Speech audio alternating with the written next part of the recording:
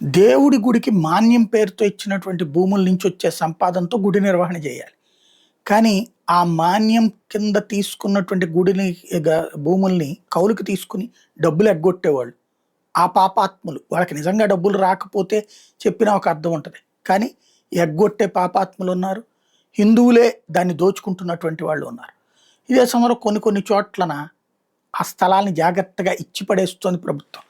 లేటెస్ట్‌గా అట్లాంటిదే కాకినాడ జిల్లా సర్పవరంలోని శ్రీ రాజ్యలక్ష్మి సమేత భావనారాయణ స్వామి ఆలయానికి చెందిన 16.55 ఎకరాల భూమిని ఏకంగా రాష్ట్ర ప్రభుత్వం క్రికెట్ స్టేడియం కోసం ఇచ్చేసిందంట.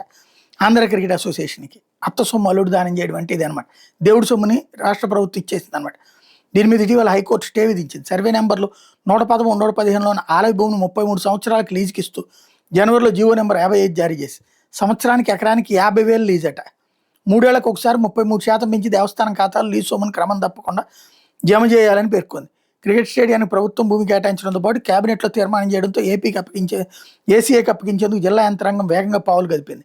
ఇటీవల కలెక్టర్ ద్వారా దేవస్థానం ఖాతాకు అడ్వాన్స్గా ఏడాది లీజు సొమ్ము 8,27,500 చెల్లించడంతో సర్పవరం సబ్ రిజిస్ట్రార్ కార్యాలయం ఏసీఏకి లీజు రిజిస్ట్రేషన్ చేశారు. ఏపీ ధార్మిక హిందూ మత సంస్థల ఎండోమెంట్స్ భూములను ఏసీకి ఇవ్వాలని ప్రభుత్వ నిర్ణయాన్ని సవాల్ చేస్తూ విజయవాడకు చెందిన వలివర్తి దుర్గాప్రసాద్, అల్లవరపు దుర్గా భరత్ హైకోర్టులో పిటిషన్ దాఖలు చేశారు. ఈ పిటిషన్ విచారించిన హైకోర్టు తదుపరి ఉత్తర్వులు ఇచ్చే వరకు స్టే కొనసాగించమని ఆదేశించింది.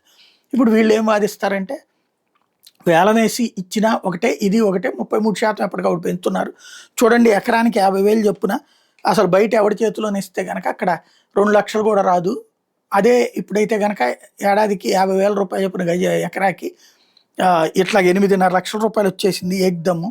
ఇట్లాగా 33% పెంచుకుంటే వెళ్తే డబ్బులు వస్తాయి కదా అన్నటువంటిది వీళ్ళు వాదిస్తారు ప్రభుత్వం తరపున. ఏం జరుగుతుందో చూడాలి.